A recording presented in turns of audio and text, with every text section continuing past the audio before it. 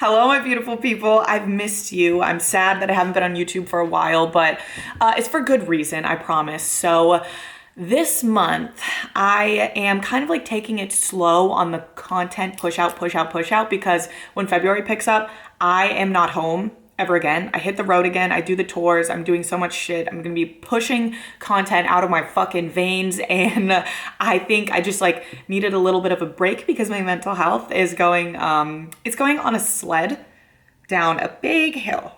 Okay. And it is a big hill that's like, oh my God, when is this hill gonna end? When are we gonna, when are we gonna plateau? But I'm just waiting for that moment to come because I hope that comes before February, or I don't know if there will be any more Rihanna, but no, I'm good. I'm fine, I swear.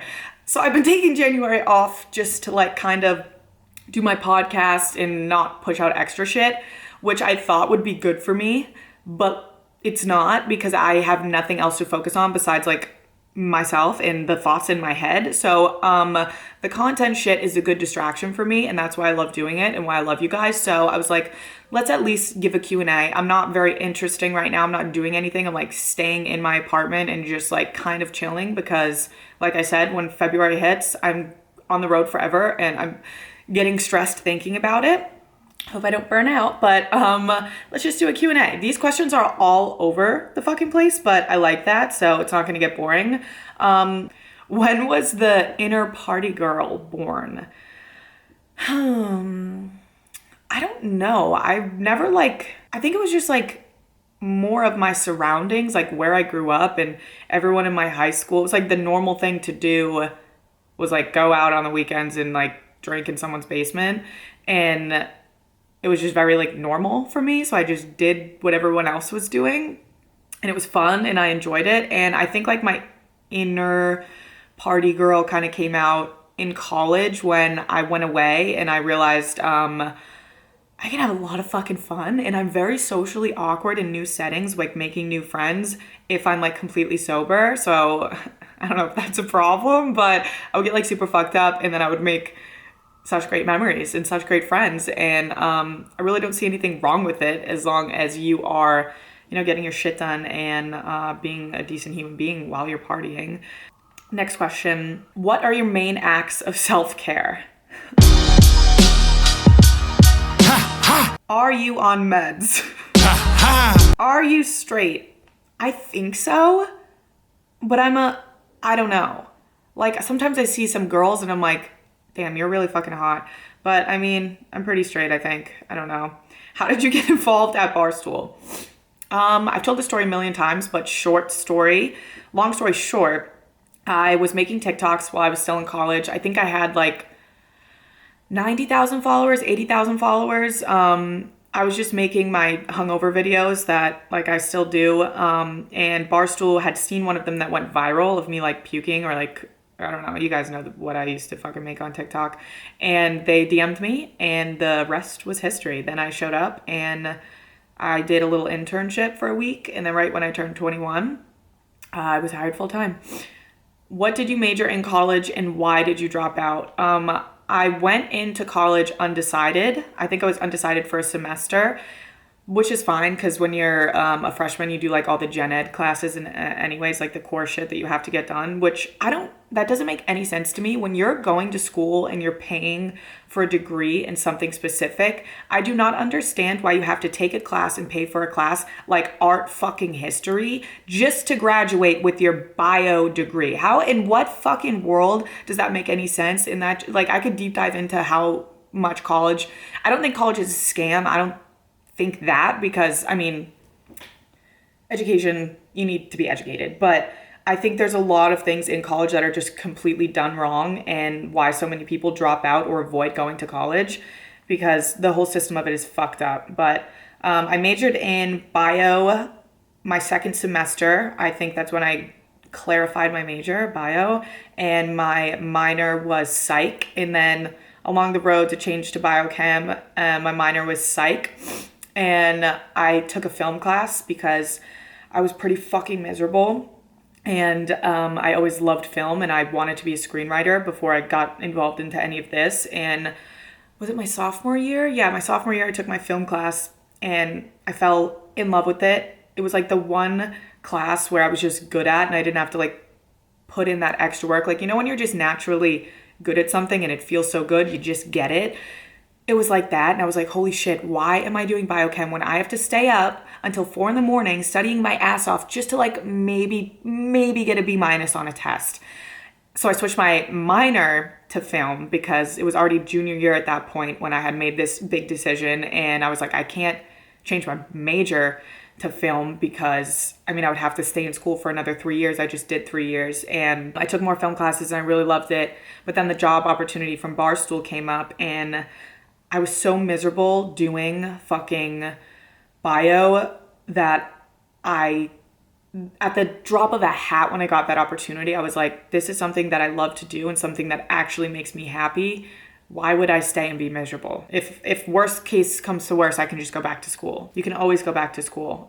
Best part of living in New York City. I've always like fantasized about living in New York City since I was little. I had like this vision of New York in my head and how cool it was and the people were. And I honestly expected that when I got here, I would hate it, which I did. I hated New York for a whole ass fucking year, but I did move in the middle of a pandemic and there was nobody here. It was a ghost town. I just moved for work.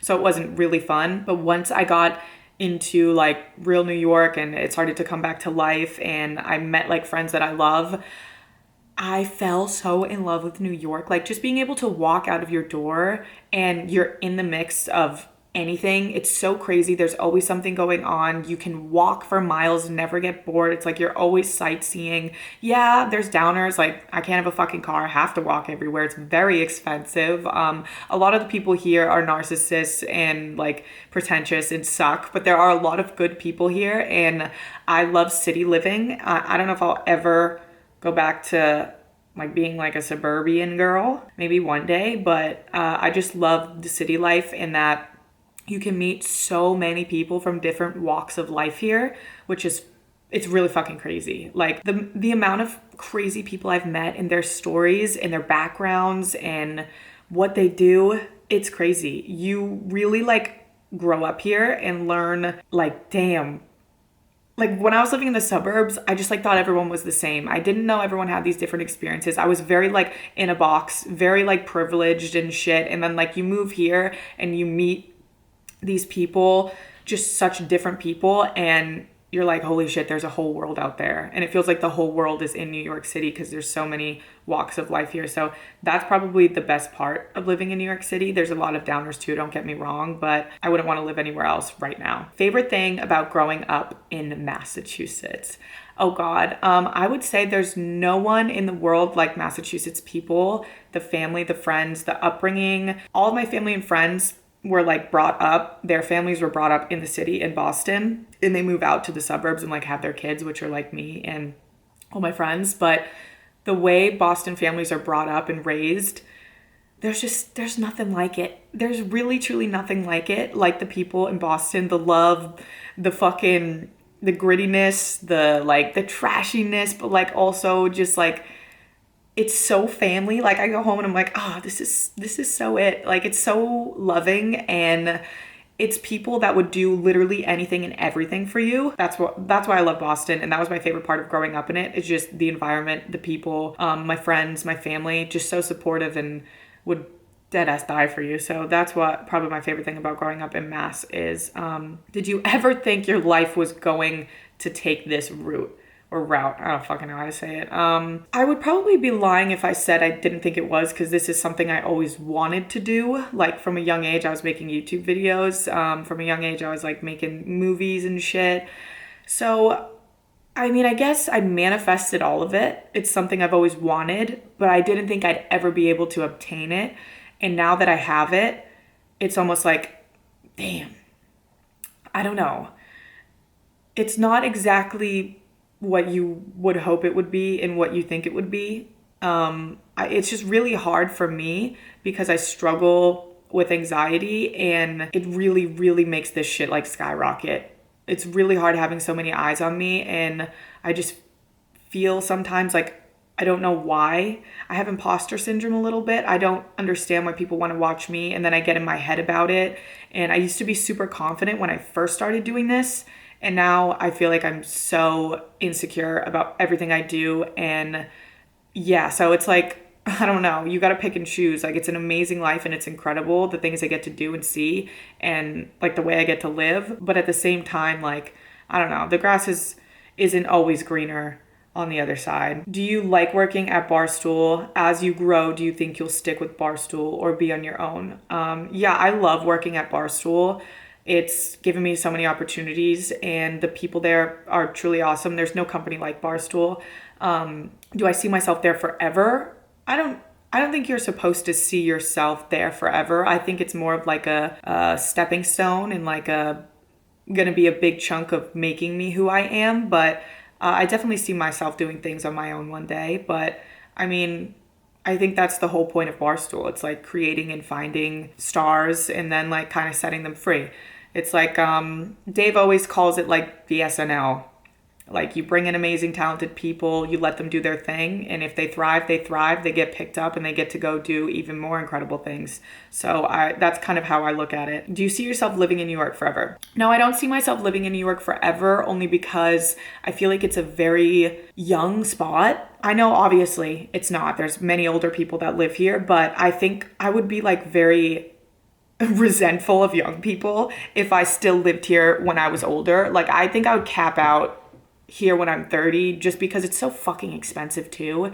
And like I said, I would just be in my head like, damn, I wish I was young again. Like, I want to do all this crazy shit. And I think it would just make me spiral. How many kids/pets do you want to have? So my like life goal, and this is like if I ever make it to like being old, like when I'm like 50, I want to have an animal sanctuary. I don't know where it's going to be. I don't know what it's going to entail of, but that's like my life goal, because animals are straight up the only thing that makes me happy. In college, I volunteered at a dog shelter while I was a biochem major, was doing cheerleading, doing diving, had no free time, but I was like, I need something that actually makes me happy, not miserable. So animals are the only thing that make me fucking happy. And I feel like I'm very bad at talking to people, and I just feel like animals like get me.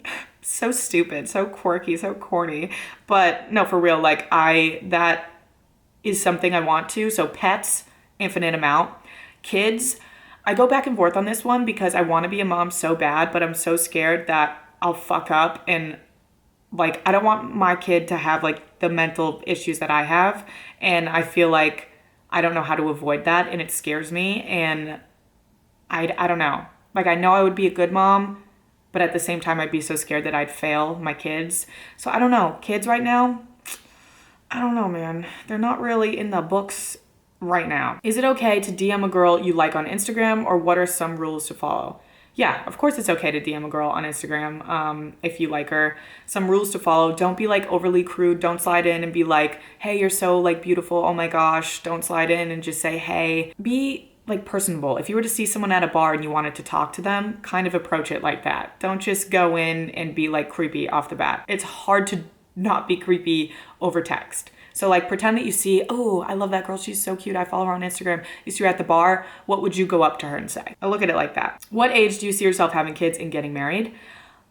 Well, the kids part, if I were to have kids, probably like early 30s. Marriage kind of scares me. I don't know. That commitment, it's a big one. And I feel like I don't really understand why people have to get married. But if I were to get married, I wouldn't mind getting married like towards the tail end of my 20s, because like, you still want to be a hot bride. But I don't know about marriage. Like, if Nick were to propose to me right now, I would straight up say no. Not because I don't want to get married to him, because I'm scared of marriage. So let's hope that changes. How did you know Barstool was where you wanted to work? I would say once I got comfortable there and realized that I really have the freedom to do whatever I want, I was like, fuck, this place, if you use it the way that you should use it, and if you take full advantage of it, like, you can do and become anything you want at Barstool. And once I realized that, like, there's nothing like holding you back. Everyone there is supportive. You have the best boss who is like there to check you, but to also listen to you if you want to do something new. The best CEO. Everyone around you, like I just said, is supportive. Everyone's doing their own shit. They're focused on themselves. So it's not a judgmental space. And once I realized, like, I don't have to be anxious here and I can just really do whatever the fuck I want, I was like, this is the place I want to be. Do you have any regrets in your rise to fame? If so, what are they? This is a really good question. I truly don't think I have any regrets necessarily, because it's like, well, if I didn't do this and I didn't do that, would I even be where I am? I also like believe in making mistakes along the way helps you grow. So I don't think I really have any regrets from my rise to fame, I guess. That's my credo. No regrets. How is becoming a DJ coming along? Will you tour? Please come to Philly. Okay, I actually have DJ practice after I record this video, but DJing is awesome. It is something that actually makes me happy and it feels right for me. I mean, I love making memories with people doing this college tour, and like you being able to leave and be like, damn, that was the best night of my fucking life. We can talk about it for weeks. Like that was so much fun. Me and my friends had so much fun. You'll have stories to tell. You get fucked up. You do all the crazy shit after, before, the morning after. Like I love that whole situation and those memories because I think they are like core memories and create some of the best times in your life. So I was getting kind of burnt out just doing the college tours because I didn't really like have a purpose, and I didn't know they were going to get as big as they did. And now like being able to create shows and doing the DJ shit, it's just going to bring a whole nother element to it and also let me enjoy it while I'm doing it. And yes, we will be touring, and yes, we will be coming to Philly. Sorry if the position of my camera keeps switching. It keeps saying it's getting too hot and I have to turn it off. But last question I left off on. Do you feel like you missed out on any experiences because you've had a boyfriend? Yes, 100%. My first boyfriend, I dated him my junior year of high school to my sophomore year of college, or like towards the beginning of my sophomore year of college. Like we weren't dating when, I don't even remember. This is crazy. I don't even remember anything about him. Isn't that so fucking crazy that you can be in a relationship with someone for so long and just like forget about all of it? Really fucked up. Anyways, we dated my junior year of high school to the summer of my freshman year of college. Like we broke up that summer leading into sophomore year of college. And I think when I dated him, there was nothing wrong with him. He was a great person. He was so good to me, and he did everything he could for me. He was older than me. He was 2 years older than me. And I think a pivotal moment in your life and like kind of finding out who you are is going off to college or going off to do whatever you're going to do after high school. And I think by being in a relationship, it held me back from creating a lot of friendships in other relationships and stepping out of my comfort zone, because he was kind of like my comfort box. And I think in that time period of your life, you shouldn't have something to like cling on to. I really think like it should be you and you focusing on yourself and like figuring out who you are. And I think I leaned too much on him instead of figuring stuff out on my own. And ultimately I realized that, and it kind of made me resent him, and that's why I ended up breaking up with him. Also, he was older, so he had already had those experiences and he didn't realize that I needed to like do shit on my own. And yeah, it got kind of messy. So I think 100% I missed out on experiences from that relationship. And I think the new relationship that I got into like towards my middle of my sophomore year of college with Nick, it was kind of fast. I think it depends on who you're with. Like with Nick, we did everything together. We had the same friends, you know, like I was not held back from doing anything on my own, and I didn't hold him back from doing anything on his own. So I think like with a healthy relationship, you don't miss out on anything, but with an unhealthy one, you definitely can. So you gotta know when it's time to end things, and ending things is painfully fucking hard. I wanted to end my first relationship for like 6 months, 8 months, and it took me 8 months to do it, because it's the hardest thing to do. When you love a person, you care about them, you just don't want to be with them. Like, what do you say? That's like, I never want to hurt someone like that ever again. It's the worst fucking feeling. But yeah, definitely missed out. Will you ever move back to Boston? Yes, I actually have a property in Boston. It's being rented out and shit, but my mom owned it and she's gave it to me. Ooh, it was supposed to be my graduation present, but I never graduated college. But one day I think I'll live back in that, because it's like in the heart of Southeast. So it's where I grew up. Might bring back some trauma. So we definitely have to like remodel it and shit. But yeah, I'll definitely move back to Boston. That's my home. New York's just kind of like my home away from home right now. What's your favorite place to go out in New York City? This is a good question because if you asked me this like a year ago, I would have no idea. I would just like show up to places and go with my friends and they'd be like, text me an address and I'd go there. And I never like had like a place that I loved or had fun at. Now I'm like getting to really know the city and the places to be and shit. But I think my favorite part about New York City is that the bars, like compared to clubs and shit, clubs are fun for me, but I feel like I go to clubs so much like on my tours and shit, and just like bars are much more chiller, awesome vibe for me, and I just love it. I live in Murray Hill now in New York, where it's like a lot of bars and like finance bros. It has a bad rep. I think it has a lot of good people. I was very reluctant to move here, but it was a great apartment. And Blue Haven East, man, I'm really loving that place. I love bars. You can just like go find your own corner with your friends. That's definitely my place to go, and a place that I love to go to New York. Bars and shit, I think, clubs and shit in New York. Common Ground is always fun. I went to Nebula the other night. That was really fun. Lavo, really fun. I really like Brooklyn Mirage in the summer. Marquee. There's so many places in New York. Like you could really, they're all the same though. So if you have a good group of friends that you're going out with, I think regardless where you go in New York, you're gonna have fun. Advice for someone newly moving to New York City. This is a good one. Do your goddamn fucking research, especially if you're gonna be taking public transportation. Do your research, and like if you're going to see apartments and you have like your workplace, go through the route of taking the subway and the bus, because when I first moved to New York, I lived in the East Village in Alphabet City. There's no subways. Okay, you have to take a bus to a train, then you gotta walk. Like there's just, make sure you're doing it strategically. And if like, hey, you can walk everywhere you want to walk everywhere, you're biking, you're Ubering, that's fine. But if you're gonna be relying on subway system, make sure you map that out and that the right lines are near your apartment, because it can really fuck you over like it did my first apartment. And also do your research on the area and the apartments. Like don't just see an apartment you like, go see one and immediately get it in one day, because apartments go by like, they go like this. They're so fast in New York.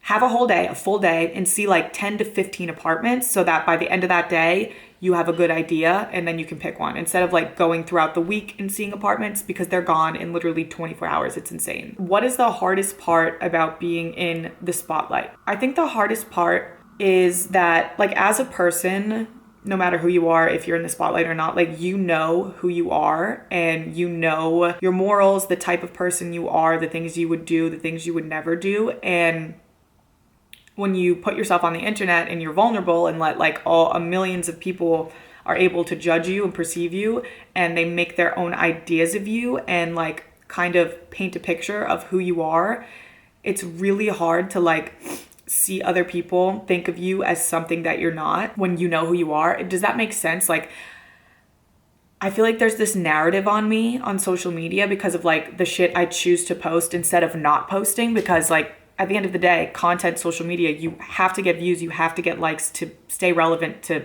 keep your career going.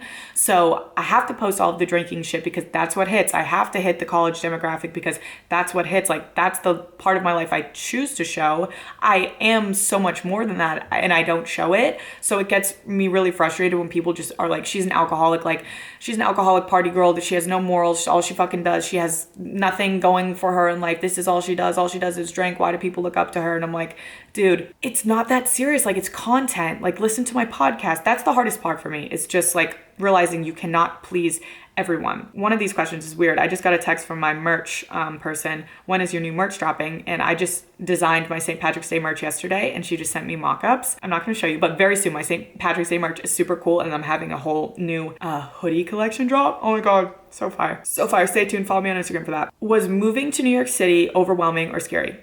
Yes, 120,000%. Super overwhelming, super scary. If I didn't have Grace, I probably would have been even 10 times more scared, but like I had that comfort person and we could do it together, and I wasn't completely alone in this new foreign city of mine that I had no idea where anything was. It was so big and so scary, but once you learn it, it's so easy and it's so amazing and it's the best place ever. So don't get scared off. And like I said, it took me a year to like New York. I planned on like leaving when I was super depressed and hated New York. I wanted to move back to Ohio, go back to school, forget about this career, and just like live a normal life because I hated New York that much.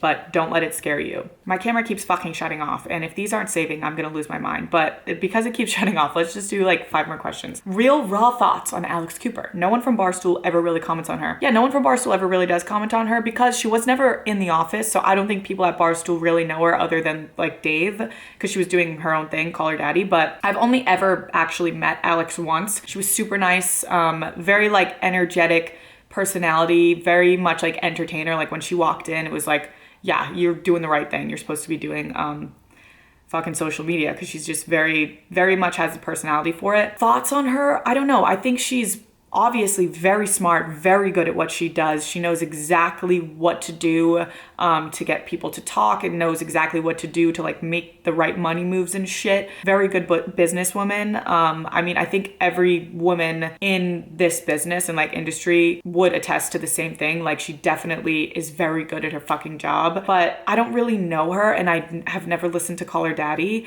So I don't really have any thoughts other than when I met her, she was super nice, and I think she's like build this amazing, crazy, huge empire that just is a monster. So real raw thoughts. Think she's a great fucking businesswoman, but I don't really like talking about people personally if I've really never met them. Like we didn't even really talk when I met her. What do you plan to accomplish in the next year? I definitely want this DJ shit to take off. I'm putting a lot of money and time and effort into it, and I'm like uprooting my life for it. I'm going to be on the road forever. So I just want to see what I put in come out of it. Like I want all of the hard work to pay off pretty much. How much do you pay to live in your apartment?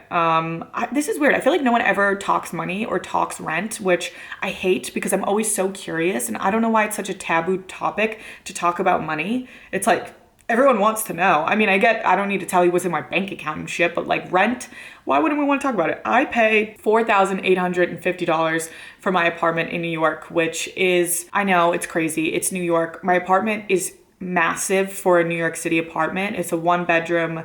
The ceilings are like 20 feet tall. They're very, very large. So that is kind of what I'm paying for in New York. A lot of the ceilings are low here, and the spaces are so small that the low ceilings just make it feel like, oh my God, I'm fucking suffocating, like my old apartment. So yeah, that's what I pay. It's in a great area. It is not an updated building or anything. I don't have a washer or dryer. I don't have lights in my ceilings and shit. I have like 2 throughout the apartment, which kind of sucks, but I'm definitely paying for the size, not really like the niceness of it, I guess, but that's how much I pay. Why exactly did Because We Got High end? If it was because of business and money, tell us. Oh, so why Because We Got High ended is throughout the course of doing it, I started touring, Rhea started doing Chicks in the Office live shows, and our schedules got so insane. Like I was doing 3 podcasts while touring every single week, and Rhea was doing Chicks in the Office and going on her live show tours and shit. So it just got like too much, where I feel like when it was time to do Because We Got High, it felt like a chore. And in the beginning of Because We Got High, we loved it so much and put so much effort into it because it was easy and it wasn't like very time consuming, and we didn't have to like fight over time slots, and wasn't very last minute. And I feel like it turned into something that like we were just putting it out to put out, and we all hated that. We wanted it to be remembered and as good as it was when it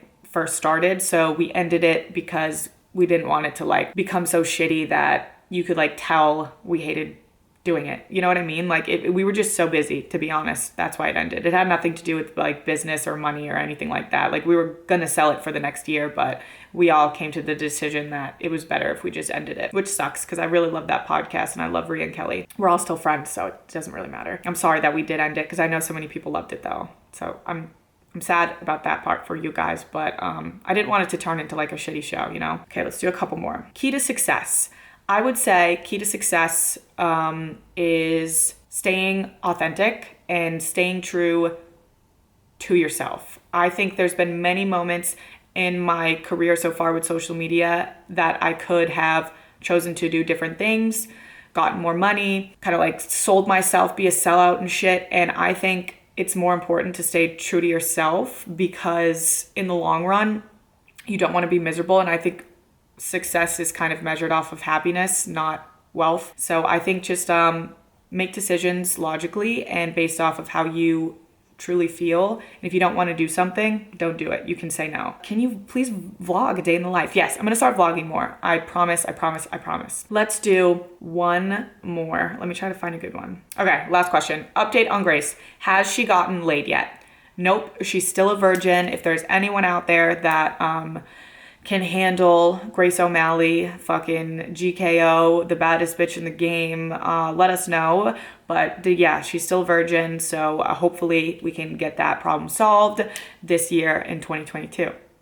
There's so many more questions. I can do a part 2 if you guys want, let me know. But I love you guys so much, and I'm sorry I've been taking a little bit of a break from YouTube. We're gonna be back at it in February with videos every week, so it's not that bad. But I'll try to get a vlog of the day of my life out for you guys next week because you deserve it, and I love you. And I hope you're all doing well and you're happy and you're healthy. And if you're struggling with mental health or anything, I've released a few mental health podcasts from Plan Breathe. They've seemed to be helping a lot of people, also helping me. So you can always go there if you need someone to listen to or you just want to get your mind off of things. So yeah, I love you guys. I'll talk to you soon.